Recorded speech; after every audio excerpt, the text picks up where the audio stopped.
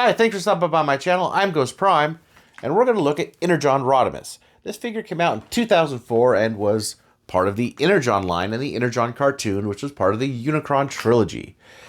And I didn't really collect this line at the time, mainly because I was in college. I didn't have a lot of money, not even enough money for cable, but I saw him in the store and I had to pick him up. He's been a favorite in my collection ever since. I do believe this was the first time we had this coloration or Rodimus back in the Transformers line.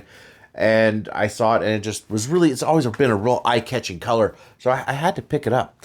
And I'm going to keep this video relatively short. I don't have any of the other figures to combine it with, unfortunately. This figure was actually repainted a number of times. There's a black version, there's a Lucky Draw version, there's a silver version, there's a Thunder Clash version, which was, I believe, a BotCon exclusive, and they even did a customizing class on the figure as well. That was 2009, I believe. So please like and subscribe. And without any further ado, let's get to the review. So first we'll look at the packaging, which is a picture I found on the internet, because I don't have the packaging for this guy. I didn't keep the packaging back then. And he's packaged in truck mode like this. His accessories. He comes with a gun, which can be fired. This one can be fired, and it's rather powerful, which is just something you don't really see anymore. It is all done in translucent plastic. Let's just put that back together there. And here he is in truck mode. And he's got a really cool details. This kind of harkens back there to his Generation 1. Big, huge grill in the front, headlights, gold flame decals, rockets on the back. So he's a really fast truck. And he has a trailer hitch, which I don't think he actually has any trailer for. Now, as you saw, this gun can fit up on top the Minicon port, like that, which is another rocket, so he's just a very fast truck. And let's see, I think you can see right here, which I didn't show, he does have this here, like all of the Transformers had at the time. So he's really cool. He rolls really, really well, all plastic, but you've got to dig that deco. For a quick comparison, there he is with the Generation 1, which I believe was the only one that was out at the time of this one. So, as you can see, they're relatively in scale with each other. Although I didn't make this yellow, which I find interesting. They did have paint on this, which I believe the Takara one has is the paint on this. The paint flames on the spoiler. This one does not. The American one does. This did not do that. I'll go ahead and bring in the modern version of Hot Rod, so you get an idea of him with a modern figure. So transformation of this guy is fairly simple. They're really not too hard. You got to take these panels, move them around like that. And you could take the legs, actually take the grill first and move that up. Very clicky joints. Just extend the legs. He has a flap. Move that around. You see the chest there. Turn it around. The arms will unpeg from each other and move around. And there are ball joints. Again, it's just the time.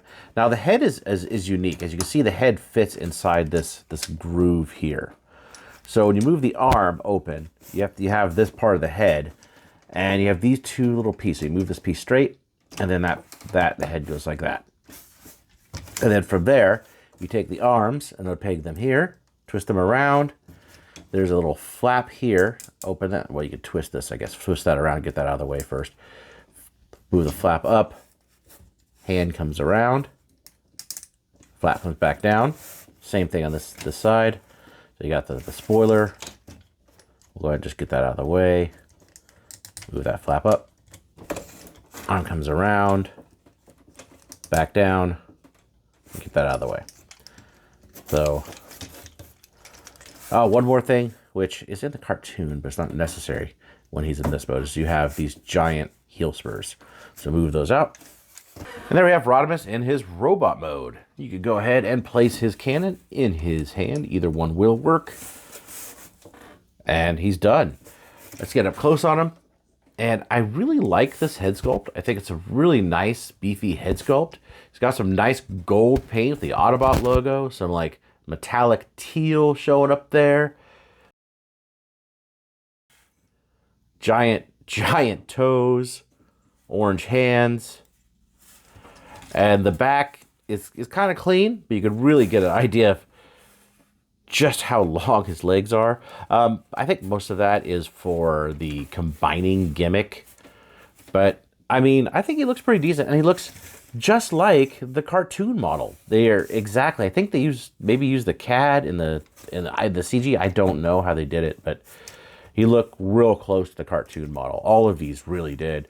Articulation-wise, he can go 360 there. He could kind of move his arm back, but that's for transformation. He's ball-jointed at the elbow, which gives him a full range. Again, sign of the time sort of thing. He does not have any wrist swivel or anything else at the hand. His head is limited because of the way this works. So it is on a ball joint, but he could do kind of a mecha neck thing. Just in case, maybe he needs to see over a fence or something. But, like, he's, it doesn't have a lot. You could kind of go like that and get him to look down a bit. So you can kind of get a little down out of him. The up, not so much, but you can't really do any left or right. It's kind of like that. That's about it for the left or right. There's nothing you can do there. No waist articulation whatsoever. This is the crotch flap, which is huge, comes halfway up his stomach. And his legs are super long, but they could go out to there. Knee bends like that. Of course, you could go back all the way, out all the way. No ankles or anything like that. That's all a modern thing that this does not have. But so the other things that he could do was combine, and he could be basically a top. So we could split them apart at the middle to get his combining port. And so I think the legs are pretty much legs. Everything just kind of hang off the back. But when he went into the top mode, I don't remember exactly how to do it because I've never had to do it. But I think his legs come down like this. Yeah, that's how you do it. So his legs, so it's like this. And his legs are like this. Sorry, it took me a minute. This piece goes like this. These go up. And his knees kind of break. Go like that. And you can see there's a fist there. So, kind of go like that.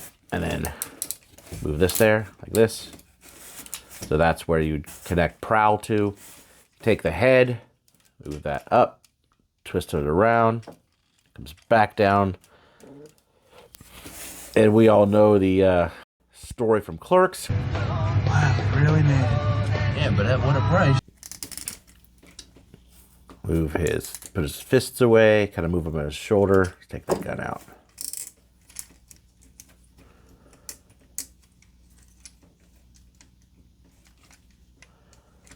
And I think these go like that. So these come up as shoulders. He can hold his gun.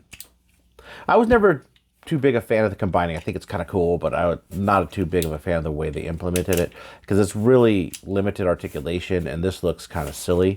But that's really all you could do. I mean, I guess you could do that there, and his head still has the same limited articulation. So I guess it's closer to G1 in that aspect, but so that's the top. Let's get him back in robot mode and do some comparisons.